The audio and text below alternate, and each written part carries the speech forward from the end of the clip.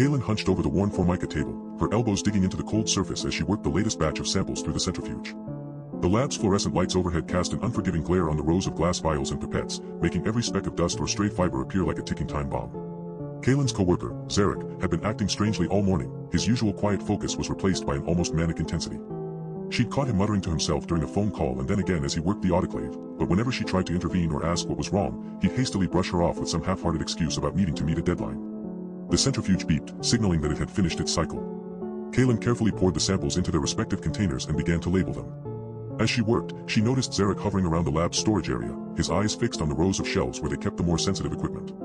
"Hey, need a hand with something?" Kaylin called out, trying to sound friendly despite her growing unease.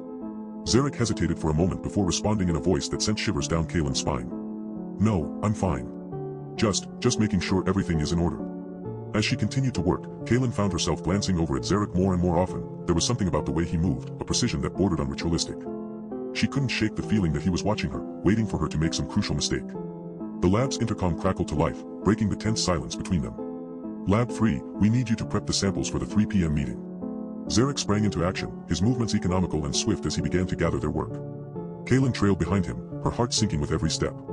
As they made their way out of the lab, Zarek fell into a silence that was almost palpable, a heavy, oppressive stillness that seemed to suffocate Kaylin beneath its weight. "Zarek," she ventured, trying not to sound scared. "What's going on?" He didn't respond.